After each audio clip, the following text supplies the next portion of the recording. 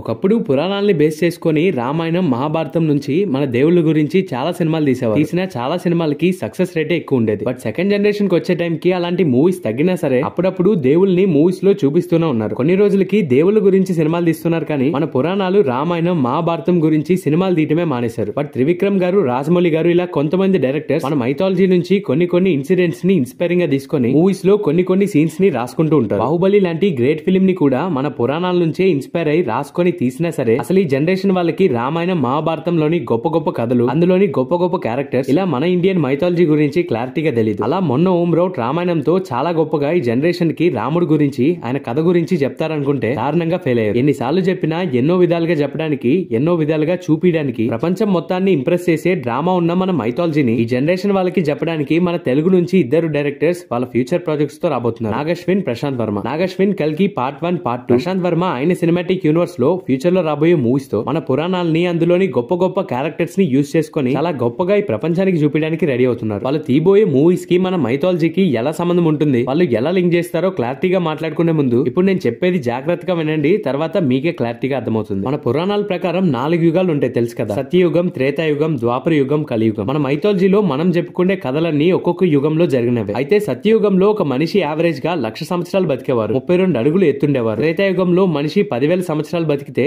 22 అడుగులు ఎత్తుండేవారు. ద్వాపర యుగంలో మనిషి 1000 సంవత్సరాలు బతికితే 12 అడుగులు ఎత్తుండేవారు. ఇప్పుడు మనమంతా మొదల్లో ఉన్న కలియుగంలో ప్రస్తుతానికి ఒక మనిషి యావరేజ్ గా 72 సంవత్సరాలు బతుకుతుంటే 6 అడుగుల ఎత్తు మాత్రమే ఎదుగుతున్నారు. ఇలా యుగాలు మారే కొద్దీ ఒక మనిషి ఎత్తు, ఆ మనిషి లైఫ్ స్పాన్ తగ్గటమే కాదు, ఎలాంటి కుళ్ళు కుతంత్రాలు లేకుండా, ఎటువంటి చెడు ఆలోచన లేకుండా అందరూ హ్యాపీగా బతికే సత్యయుగం నుంచి కలియుగానికి ఒక మనిషి ఇప్పుడు ఎలా ఉంటున్నారో మనందరికీ తెలుసు. కానీ మనమంతా ఇప్పుడు కలియుగం మొదట్లోనే బతుకుతున్నాం. ఇంకా కొన్ని వేల సంవత్సరాల తర్వాత మన పురాణాల ప్రకారం యుగాంతం సంభవిస్తుంది. ప్రకృతి నాశనం అయిపోతుంది, వాతావరణం చాలా దారుణంగా తయారవుతుంది, మనుషుల్లో ఉన్న మానవత్వం పోతుంది, డబ్బున్న వాళ్ళకే విలువ ఉంటుంది, డబ్బు లేని వాళ్ళు రాక్షసులకి బానిసలుగా బతుకుతారు. ఆ టైంకి విష్ణుమూర్తి సత్యయుగంలో 4 అవతారాలు, త్రేతాయుగంలో 3 అవతారాలు, ద్వాపర యుగంలో 2 అవతారాలు ఎలా అయితే ఎత్తారో చివరికి కలియుగంలో మనుషులే రాక్షసులుగా చేస్తున్న వాళ్ళ అక్రమాల్ని తట్టుకోలేక ఆయన చివరి అవతారమైన కల్కి అవతారంలో వచ్చి కలియుగంలో ఉన్న కొంతమంది మంచి వాళ్ళని కాపాడతారు. యుగాంతం పూర్తవుతుంది, మళ్ళీ సత్యయుగం నుంచి యుగాలు స్టార్ట్ అవుతాయి. హిందూ మైథాలజీ ప్రకారం యుగాల సర్కిల్ ఇది. మనం బతుకుతున్న కలియుగం చివరికి జరిగేది ఇది. మైథాలజీస్ లో ఉన్న స్టోరీస్ ని బేస్ చేసుకుని డైరెక్టర్ నాగశ్విన్ ఎప్పుడో జరిగిన కథల్ని చెప్పకుండా ఫ్యూచర్ లో జరగబోయే అనార్థాన్ని, దాని నుంచి కాపాడే విష్ణుమూర్తి చివరి అవతారం కల్కిని యూజ్ చేసుకుని ప్రభాస్ గారితో కలిసి మూవీ తీస్తున్నారు. ఈ మూవీకి, కల్కి అవతారానికి మన పురాణాలకి సంబంధం ఏంటని క్లారిటీగా ఆల్రెడీ కల్కి గ్లిమ్స్ వీడియో బ్రేక్ డౌన్ లో ఎక్స్ప్లెయిన్ చేశాను. అది చూడకపోయినా సరే ఇప్పుడు నేను ముందు ఎక్స్ప్లెయిన్ చేసిందే మూవీలో జరగబోతుంది. కలికాలం చివర్లో భూమండలంలోని మనుషులంతా రాక్షసులుగా మారిపోయి దేవాలయాలు, దేవుల్ని మర్చిపోయి బతుకుతున్న మనుషుల మధ్య అప్పటికి కూడా దైవాన్ని నమ్ముతూ మంచిగా ఉండే కొంతమందికి ఆ మనుషుల అవతారంలో ఉన్న రాక్షసులకి జరిగే యుద్ధాన్ని నాగశ్విన్ గారు కల్కి మూవీలో చూపిపోతున్నారు. దాన్ని కూడా గ్లోబల్ వైడ్ గా ప్రతి ఒక్క ఆడియన్స్ కి గుర్తుండిపోయే రేంజ్ లో భారీ స్కేల్ లో తీస్తున్నారు. ఇప్పటికీ ఇంకా కలియుగం చివర్లో మనుషులు ఎలా తయారవుతారని పురాణాల్లో రాసినట్లు మనం ఇంకా తయారవ్వలేదు కాబట్టి నాగశ్విన్ గారు స్టోరీని ఫ్యూచర్ లోకి తీసుకువెళ్లారు. 2898 AD 2898 సంవత్సరాల ముందంటే ఈ సంవత్సరం నుంచి ఎగ్జాక్ట్ గా 874 సంవత్సరాల ముందు జరిగే కథ ఈ కల్కి. నాగశ్విన్ గారు ఆ టైం కి కలియుగం చివర్లా స్టోరీని డిజైన్ చేసుకుని మూవీ మొత్తం ఫ్యూచరిస్టిక్ గా దిగిపోతున్నారు. అందుకే ఈ మూవీలో వాడే ఏది మన రియల్ లైఫ్ లో చూసే ఉండవు. అంతా నాగశ్విన్ గారు వాళ్ళ టీమ్ ఫిక్షనల్ గా వాళ్ళు తయారు చేసిన ఫ్యూచర్ లో కల్కి మూవీ జరుగుతుంది. హాలీవుడ్ మూవీస్ లోని ఫిక్షనల్ సూపర్ హీరోస్ కాదు, మన మైథాలజీ పరంగా మూవీలో ప్రభాస్ గారు సూపర్ హీరో రోల్ చేస్తున్నారు. అయితే ఈ మూవీలో ప్రభాస్ గారికి కల్కి అవతారమైన విష్ణుమూర్తి ఆయన పవర్స్ ని మన ప్రభాస్ గారికి ఇచ్చి రాక్షసులతో పోరాడతారా, లేదంటే మన ప్రభాస్ గారే ఆ విష్ణుమూర్తి కల్కి అవతారం అనేది క్లారిటీ లేదు. కానీ మన పురాణాల ప్రకారం ప్రభాస్ గారిని సూపర్ హీరోలా ఈ ప్రపంచానికి చూపిపోతున్నారు నాగశ్విన్. ఇప్పుడు నేను చెప్పిన వాటినే నాగశ్విన్ గారు వాడుకోలేదు, ఇంకా మూవీలో పురాణాలని చాలా వాడారు. అవేంటో తెలియాలంటే ప్రశాంత్ వర్మ గారు పురాణాలని ఎలా వాడుతున్నారో తెలిస్తే అవి క్లారిటీగా అర్థమవుతాయి. ప్రశాంత్ వర్మ గారు మొత్తం 12 సూపర్ హీరో ఫిల్మ్స్ ని తీయబోతున్నారు. అందులో మనమంతా హనుమాన్ మూవీతో ఒక సూపర్ హీరోని చూసేసాం. ఇందులో ఫేజ్ 1 లో మనకి 6 సూపర్ హీరోస్ ని చూపిస్తారు. ఆ ఫేజ్ 1 లోనే హనుమాన్ అయిపోయింది. ఇంకా 5 సూపర్ హీరో ఫిల్మ్స్ ఉన్నాయి. ఇంద్రుడి పవర్స్ తో అదిరా అనే ఒక మూవీని అనౌన్స్ చేశారు. అంటే హనుమంతుకి హనుమంతుడి పవర్స్ వచ్చినట్లు అదిరాలో ఇంద్రుడి పవర్స్ ఆ మూవీలోని హీరోకి వస్తాయి. ఇంకా మనకి హనుమాన్ మూవీ టీం రిలీజ్ చేసిన సూపర్ హీరో సాంగ్ స్టార్టింగ్ లో ఈ ఫేజ్ 1 లో వచ్చే 6 సూపర్ హీరో మూవీస్ ని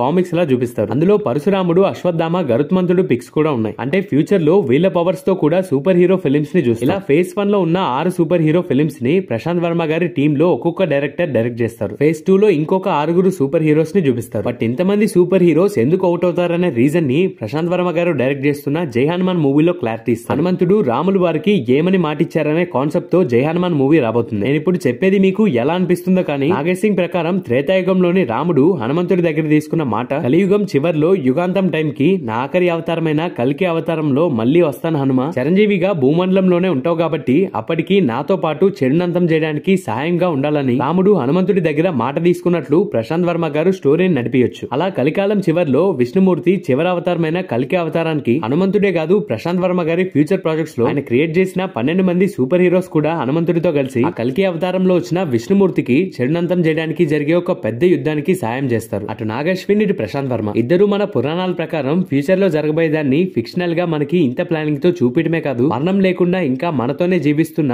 ఒక్కొక్క యుగానికి చెందిన 8 మంది చిరంజీవులను కూడా ఈ మూవీస్ లో మనకి చూపించే ఛాన్సెస్ ఉన్నాయి. అంటే ఇందాక ప్రశాంత్ వర్మ సినిమాటిక్ యూనివర్స్ లో అశ్వత్థామ పరశురాముని పవర్స్ వస్తాయని చెప్పా కదా, అశ్వత్థామ పరశురాముడు కూడా 8 మంది చిరంజీవుల్లో ఒకరు. ప్రశాంత్ వర్మనే కాదు నాగశ్విన్ కూడా కల్కి మూవీలో అశ్వత్థామ క్యారెక్టర్ ని వాడుకుంటున్నారు. చిరంజీవి అయిన అశ్వత్థామ కల్కి మూవీలో కూడా ఉన్నారు. ఆ రోల్ ని మన అమితాబ్ బచ్చన్ గారు ప్లే చేస్తున్నారు. 8 మంది చిరంజీవులు ఎందుకు అమరవీరుల్లా ఇప్పటికీ బతికే ఉన్నారనే రీజన్స్ అందరి గురించి కాకపోయినా కొంతమంది గురించైనా మీకు తెలిసే ఉంటుంది. నాగశ్విన్ గారు కూడా అశ్వత్థామనే కాదు కల్కి పార్ట్ 1 పార్ట్ 2 లో ఇంకెవరైనా చిరంజీవుల్ని చూపించే ఛాన్సెస్ కూడా ఉన్నాయి. ఇలా మన పురాణాల్లోని గొప్ప గొప్ప కథల్ని మళ్ళీ చూపించకుండా ఆ గొప్ప గొప్ప కథల్ని బేస్ చేసుకుని మన పురాణాల్లోని ఫ్యూచర్ లో కలికాలం గురించి, కలికాలంలో ఎలా ఉంటుంది, యుగాంతం ఎలా సంభవిస్తుందనే ఇన్ఫర్మేషన్ తో ఆ ఫ్యూచర్ ని ఫిక్షనల్ గా సూపర్ హీరోస్ కాన్సెప్ట్ తో ప్రపంచం మొత్తం చూపించడానికి నాగశ్విన్ గారు ప్రశాంత్ వర్మ గారు గట్టిగానే ప్లాన్ చేశారు. హనుమాన్ మూవీ సక్సెస్ అయినట్లే ఈ యూనివర్స్ గురించి క్లారిటీ ఇవ్వడానికి వచ్చే జై హనుమాన్ మూవీ కూడా సక్సెస్ అయితే ప్రశాంత్ వర్మ సినిమాటిక్ యూనివర్స్ నుంచి రాబోయే సూపర్ హీరో ఫిల్మ్స్ ని ఎవరూ ఆపలేరు. అండ్ జై హనుమాన్ సక్సెస్ తో మూవీ స్కేల్ కూడా పెంచి గ్లోబల్ వైడ్ గా ఎక్కువ ఆడియన్స్ కి రీచ్ అయ్యేలా